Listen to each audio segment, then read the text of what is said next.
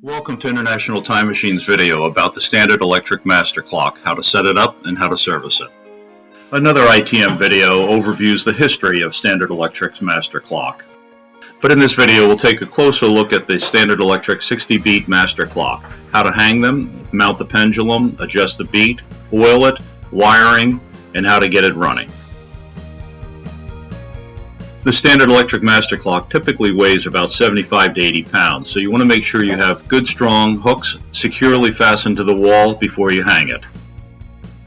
There are a variety of hooks available to support that kind of weight, but these are my favorite.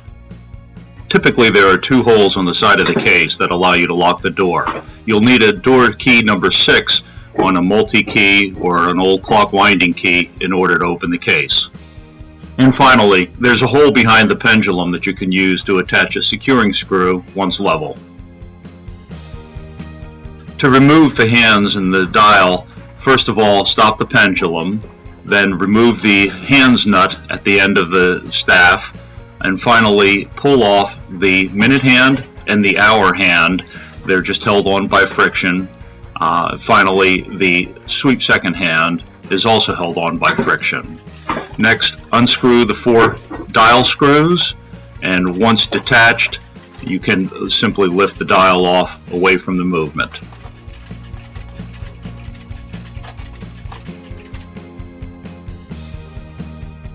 This demonstration stand will better show the workings of the pendulum and the clock.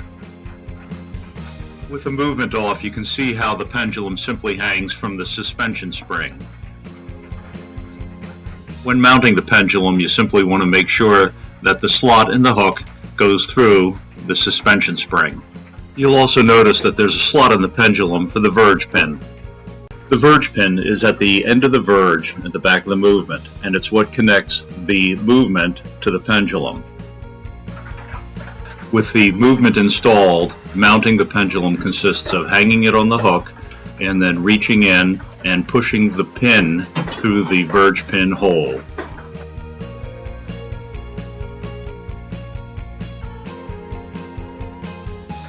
Removing the pendulum is simply the opposite. Begin with pulling the verge pin out of the hole and simply lifting the pendulum off the hook. Some pendulums have a solid shaft, and in that case the verge has a fork at the end of it. We'll test the mechanical operations of the clock by first of all manually winding the winding wheel all the way up to the stop.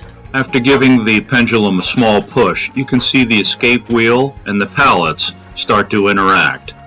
At the top of the movement there is what's referred to as the beat adjuster, and the objective here is to make sure that those teeth on the escape wheel match up with the pallets evenly.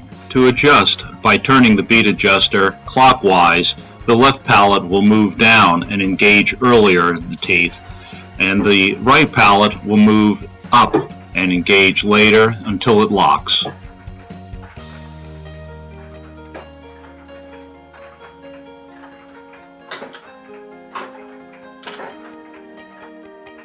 Turn the beat adjuster until you have the left and the right pallets engaging the escape wheel teeth evenly.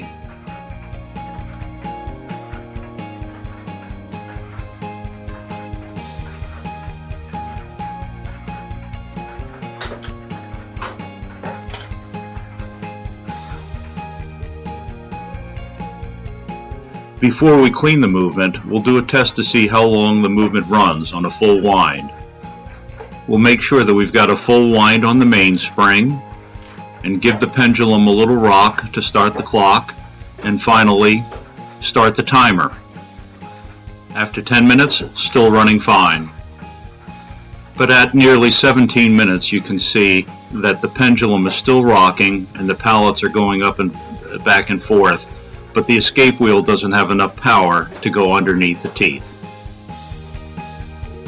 So we'll give this clock movement a cleaning, beginning with the disassembly, removing the pins that secure the movement to the stand, and pulling the movement away from the assembly. Next we'll remove the hand gears from the front of the movement.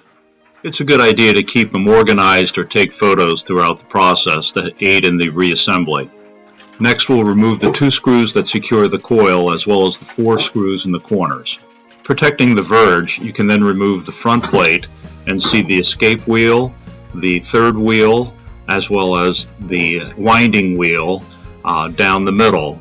Also the verge assembly, and finally the winder assembly can all be clearly seen and disassembled.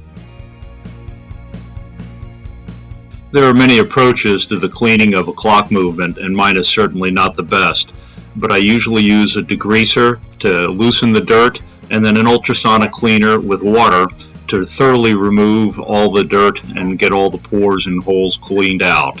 An ultrasonic cleaner is really very handy, but not always available. Finally, I'd wipe off with WD-40 and thoroughly dry. Reassemble the movement and secure with the 6 screws on the front plate. The objective of oiling a movement is to lubricate each hole that has a moving staff within it. That is on the front plate of the movement, as well as on the back plate of the movement, and all of the staff entry points on the inside of the movement as well.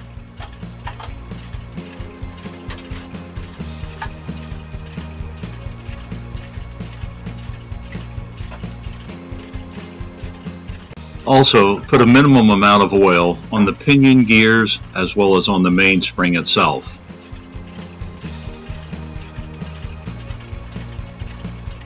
Reassemble the hand gears on the front of the movement in the order that you had removed them.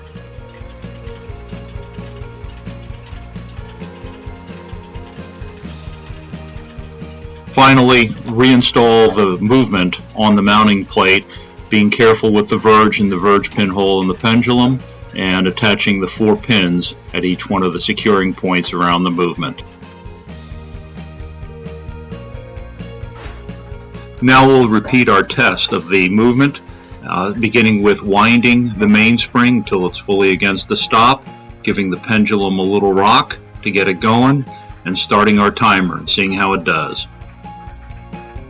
After 17 minutes, the point at which it had stopped in the prior test, still running strong. 30 minutes, 40 minutes,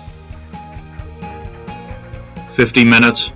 Finally, at 53 minutes, the escape wheel stops turning and we've stalled.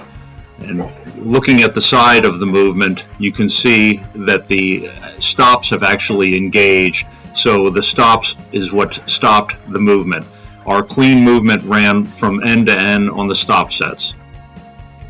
What made the standard electric master clock unique was its use of electricity to both advance the winder and the slave clocks in the network. The original electrical connections would be found at the top board and typically followed this schematic, which you can download at internationaltimemachines.com. Power comes into the movement through the contacts at the top of the movement. The contact assembly rocks back and forth and is connected with fingers which reach down towards the escape wheel.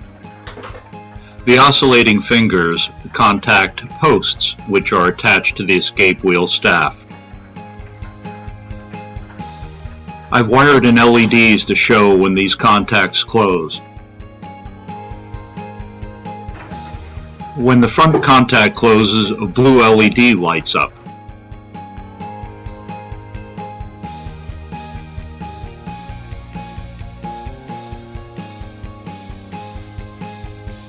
And similarly, when the rear contact closes, a red LED lights up.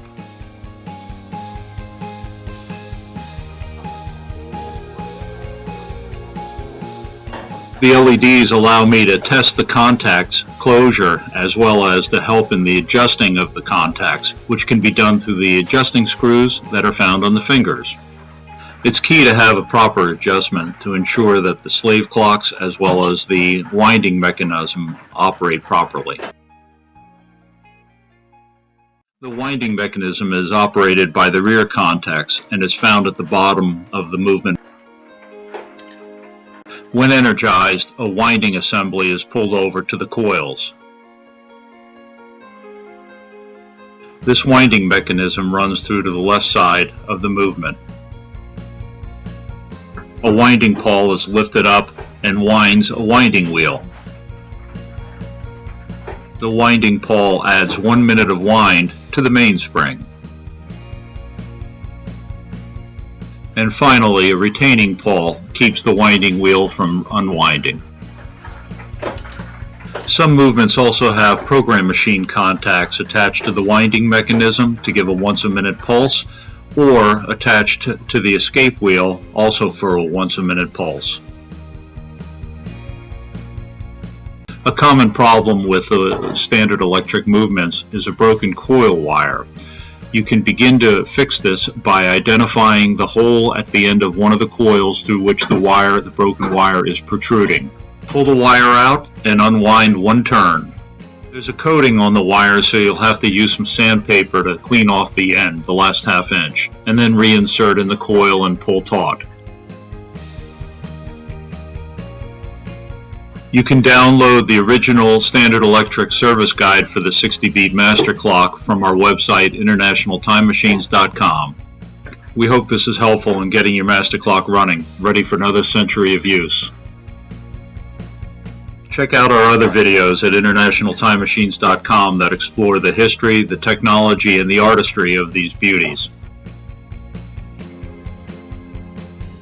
Thanks for watching.